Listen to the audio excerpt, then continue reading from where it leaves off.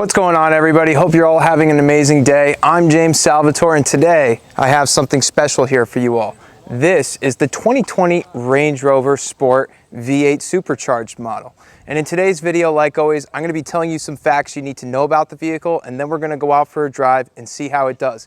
But before we get into things, be sure to smash that like button for the YouTube algorithm because it really helps promote the videos. And be sure to subscribe and turn on the bell notification to be alerted when I post my future content.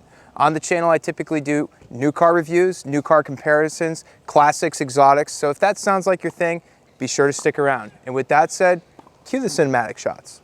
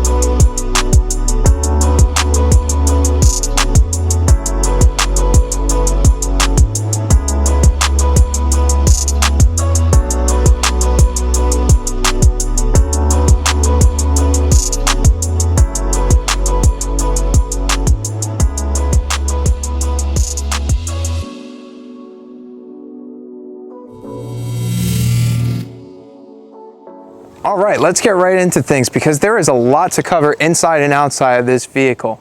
So let's get started with the basics. Usually when it comes to performance, there isn't really much to talk about with a luxury SUV. However, this isn't any normal Range Rover.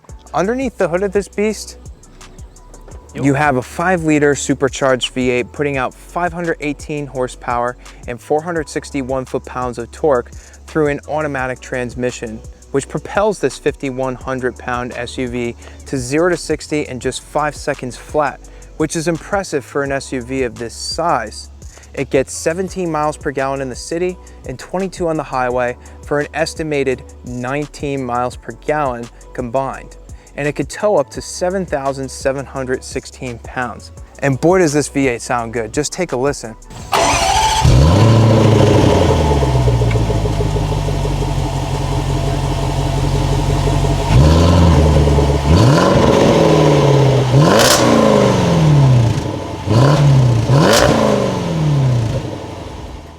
But since this is a Range Rover, beneath the flashy looks, we all know that this is a truly capable off-roading vehicle.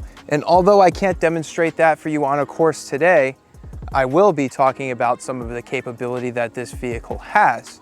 Let's get into that, shall we? Seeing that this has air suspension, it works directly in correspondence with the terrain selection control system that this vehicle has, which means that this vehicle has a maximum of, get this, 10.9 inches of ground clearance, which is pretty impressive for a vehicle like this.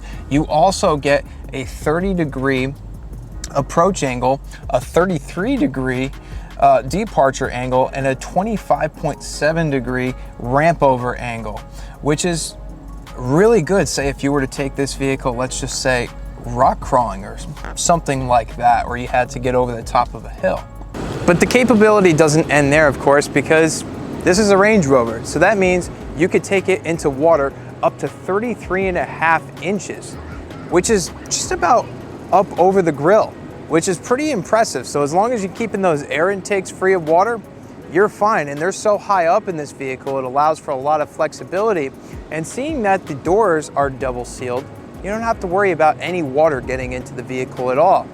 And to make this vehicle even more capable to get you out of sticky situations, you have a center locking and rear locking differential, which helps this pretty much get out anything you need to. All right, before we go for a drive, real quick, we're gonna go over some of the tech features in this car because just like everything else, there's just a lot to this car. When it comes to safety tech, this car is pretty much loaded. Anything that you could possibly expect out of a vehicle in 2020 is available in this car, either as standard or as an option for the most part. So just for the sake of time in this video, I'm just gonna focus on some of the things that make this vehicle stand apart, like with the infotainment system and the secondary screen and the driver's information center. So the first thing that I wanna get out of the way is that Android Auto and Apple CarPlay are included in this vehicle, which definitely helps out, especially as these vehicles age, because it keeps these infotainment systems usable after 5-6 years. So the other things that really make this system unique, in my opinion, are that I haven't seen this in another vehicle where you can actually control the, well, in other vehicles you have the themes, but what I find really unique is you can control the angle of the screen. Just tap that a few times, and if you want it more, forward, you can have that, or if you want it to sit flush, just keep tapping it until it's flush, which is pretty cool. And it'll adjust based off of, which driver is in the vehicle, which is nice. And when it comes to the navigation software, it seems very easy to read and responsive, nice actuation when you zoom. So overall, pretty good system. One thing that I also like to cover too is, yes, just because it's Apple CarPlay capable doesn't mean that it's actually good, because some manufacturers cheap out on their processors. But it seems as though this is working nice and fluidly, just like it does on the stock software. So no complaints there. Yeah, some vehicles are just laggy. This is not laggy by any means. One neat feature that you'll find when you open the center console is that in some of these, if it's equipped, you'll have a mini fridge in the center console, which is really nice. It actually does work really well in chilling beverages. All right, getting into the rear of the Range Rover Sport. I've already set my seat up to my optimal driving position. Keep in mind for this test, I'm about 6'1", and this is how much space I have. If you notice, my knees are pretty close to the seat. However, I am comfortable.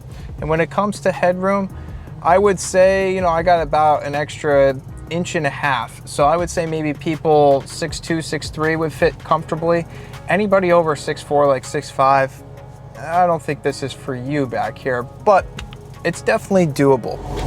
Coming around to the rear, pop open the electronically operated tailgate.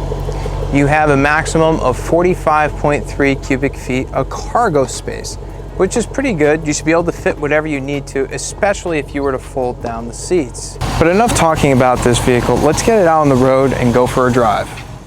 Getting into the Range Rover Sport, the first thing that hits me right away is just how quiet this car is. It's so well refined. I mean, you feel really nice and well isolated from the road. In comfort mode, the air suspension is soft and supple, and you don't feel a thing in the road.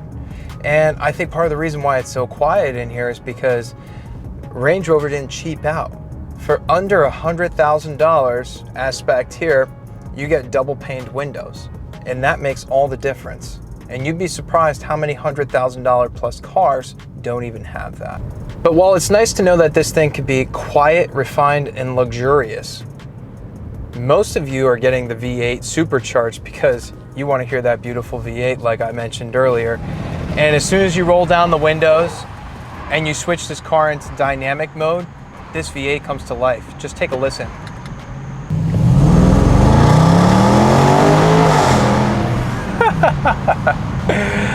Oh man, that's a riot, let me tell you. That'll put a smile on your face right away, and if it doesn't, I don't know what will. I mean, this is a 5,000-pound SUV that goes like that. The power delivery, however, is very smooth. Very, very smooth. It's not like in your face, like it's really throwing you back in your seat, but you look down and you're like, okay, this thing really goes. It's just not all sound and no bite. It sounds like an angry muscle car. I think that's just amazing that you could go from having just a quiet, soft, refined luxury car to honestly just truly changing personalities on the flip of a dial. A lot of cars aim to do what this car could do, but just simply haven't accomplished it. I mean, just take a listen. Wow, just listen to the blips on the upshifts. Oh man, that is cool. For a daily commuter to just have that sound behind you and something like this, it's the type of ridiculous that just puts a smile on your face. And that's the whole point of a car like this. I mean, that's what they've made it for, to put a smile on your face and to make you feel more refreshed than when you left by the time you get to your destination. And one thing that shocked me about this car is flip the transmission over into manual mode, and the paddles in this car are actually more responsive than you would expect. I was expecting, you know, somewhat responsive paddles in this car, but seeing that this car also has a focus on off-roading, I was expecting this transmission to be a little bit slower, but it's really surprised me. I mean, ready, 1, 2, 3, click, and the shifts are right there. I'm really impressed with this transmission overall too.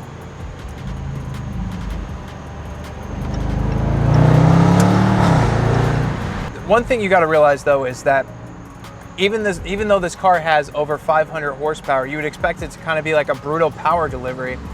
This delivers it in such a graceful way. I mean, like, it's gradual, it builds, you know, it doesn't shift the body too much, you know, it doesn't like lift the body up and push you back. No, it's just, you know, it's there when you want it to be.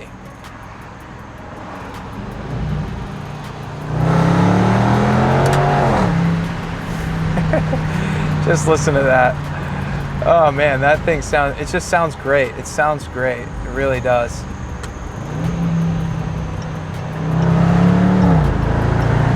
I would go as far as to say this sounds better than most of the AMG cars that I've driven, simply because this is a supercharged V8, not a turbocharged V8.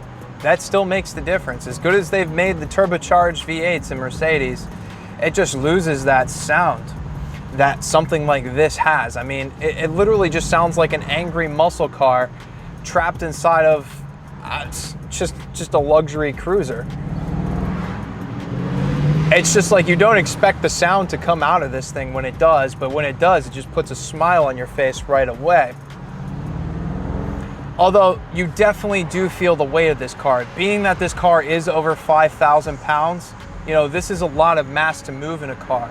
However, the adaptive air suspension system in this car does a great job at keeping this thing level in the corners, as well as, you know, just overall managing the shifting of the body, seeing that this is just such a heavy vehicle.